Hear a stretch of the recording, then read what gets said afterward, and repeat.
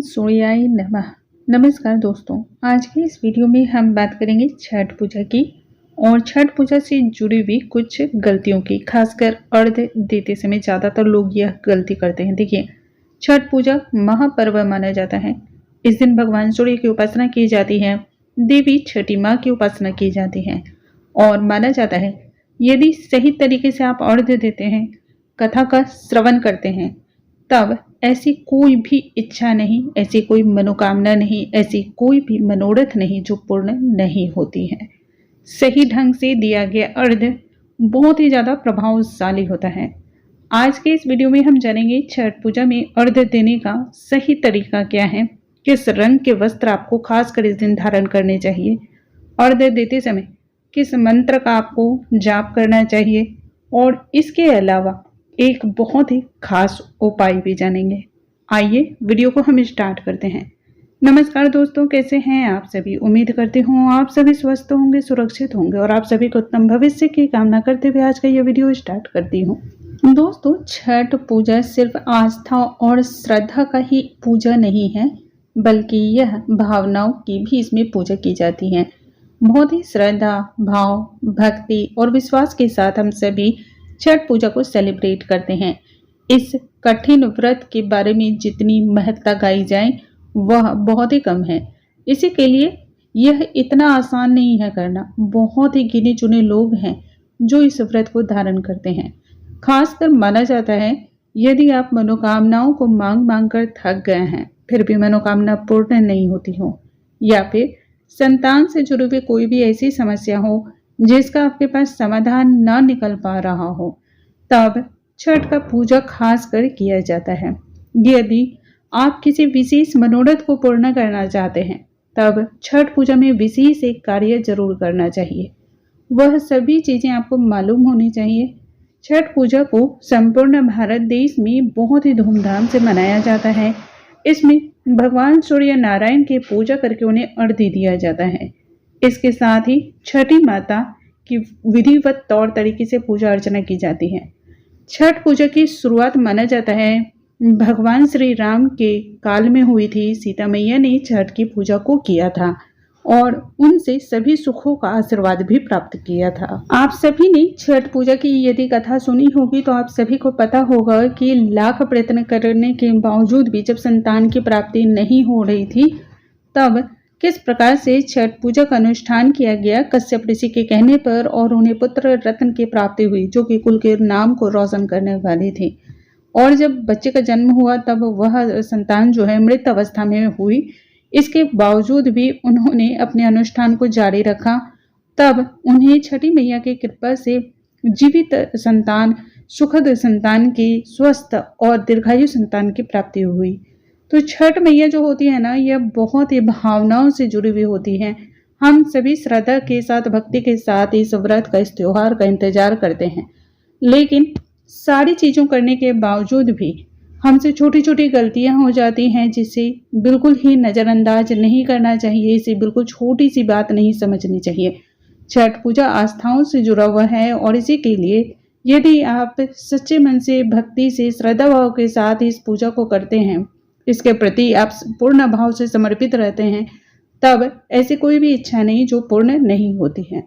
सबसे पहले जानते हैं कि छठ पूजा में जो वस्त्र धारण किए जाते हैं, जो व्रती हैं उनके लिए भी और जो अर्घ देते हैं उनके लिए भी क्या होना चाहिए।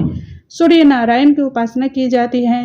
माना जाता है इसमें लाल, नारंगी और केसरिया रंग के वस्त्र खास तौर पर बहुत ज्यादा प्रभावशाली हैं।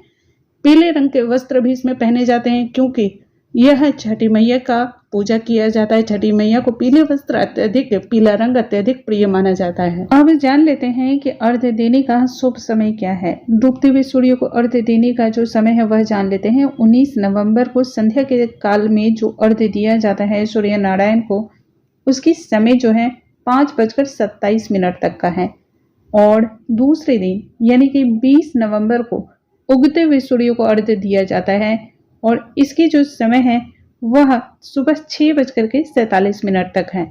तो यह बहुत ही सही है। इस समय आप अर्घ देते हैं तो बहुत ज़्यादा शुभ माना जाता है, क्योंकि ग्रहों का भी इस समय प्रभाव सर्वाधिक होता है। सूर्य नारायण की कृपा बनती है। कोशिश करें कि छठ जैसे महापर्व पर जितना कम से कम सिला वस्त्र आप धारण ना करें उतना ज्यादा बेहतर माना जाता है। कहने का मतलब है साड़ी पहने, पारंपरिक वेशभूषा पहने, और यदि पुरुष है तो धोती, गमछा, इन चीजों को पहनकर अर्घ्य देने की सलाह दी जाती है।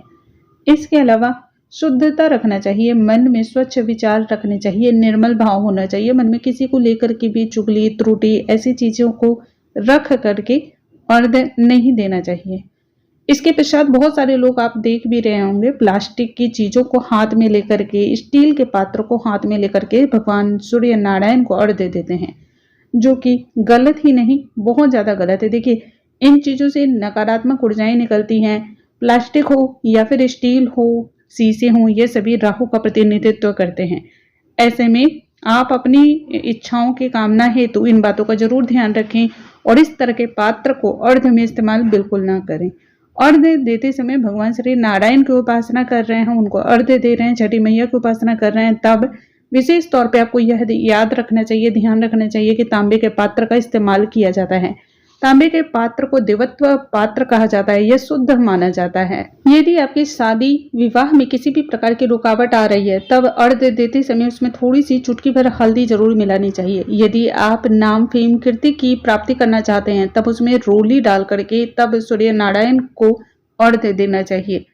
इसके अलावा अर्घ्य देते समय सीधे सूर्य नारायण को, सूर्य भगवान को नहीं देखना चाहिए, बल्कि गिरते हुए जल की धार, दूध की धार को देखना चाहिए। जब माना जाता है कि आप इस प्रकार से अर्घ्य देते हैं तो धार के द्वारा, जो जल का धार है या फिर दूध की धार होती है, उसके द्वारा जो आप तक भगवान सूर्य की किरणें पहुंचती हैं, वह सभी प्रकार की सिद्धियों को देने वाली मानी जाती है।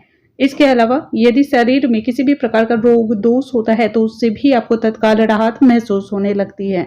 अब जान लेते हैं कि छठ पूजा में जब सूर्य भगवान को, सूर्य नारायण को आप अर्घ्य दे रहे हों, तब किस मंत्र का जाप करना चाहिए, किस मंत्र का ध्यान करना चाहिए। मंत्र सुन लेते हैं दोस्तों। ओम एहि सूर्यदेव सहस्त्रांशो तेजो राशि जगतपते अनुकंपय मां भक्तया गृह्णाहार्द्य दिवाकर। ओम सूर्याय नमः। ओम आदित्याय नमः। ओम नमो भास्कराय नमः। अर्घ्य समर्पयामि। इस मंत्र के द्वारा आप उस भगवान सूर्य नारायण को अर्घ्य देना चाहिए और उसके पश्चात आपके मन में यदि कोई विशेष मनोकामना है तो बोलनी चाहिए। अब विशेष उपाय के बारे में जानते हैं, जो कि सभी प्रकार की मनोकामनाओं को पूर्ण करने वाली मानी जाती है। किसी भी कारणवश आपको ऐसा लग रहा हो कि आपकी मनोकामना बहुत दिनों से, बहुत सालों से अधूरी है और चाहकर भी पूर्ण नहीं हो पाती है, तब देखिए यह कार्य आपको विशेष रूप से करना चाहिए। मन में किसी भी तरह की शंका, संचय नहीं लाना चाहिए। उस दौरान में मीठा पान लगवाएं और छठी मैया को सुबह और शाम दोनों के अर्घ्य के समय में उस पान के बीड़े के ऊपर में अर्घ्य जरूर दिलवाना चाहिए। जो भी मनोरथ होती है, मनोकामना होती है, निश्चित रूप से वह पूर्ण होती है। दोस्तों, मुझे उम्मीद है आज की ये जानकारी आप सभी को बहुत अधिक पसंद आई होंगी। जानकारी थोड़ी सी भी हेल्पफुल लगती हो तो वीडियो को लाइक, शेयर, सब्सक्राइब करना बिल्कुल ना भूलें। अगले वीडियो में नई जानकारी के साथ हम फिर से मिलेंगे। तब तक के लिए नमस्कार दोस्तों।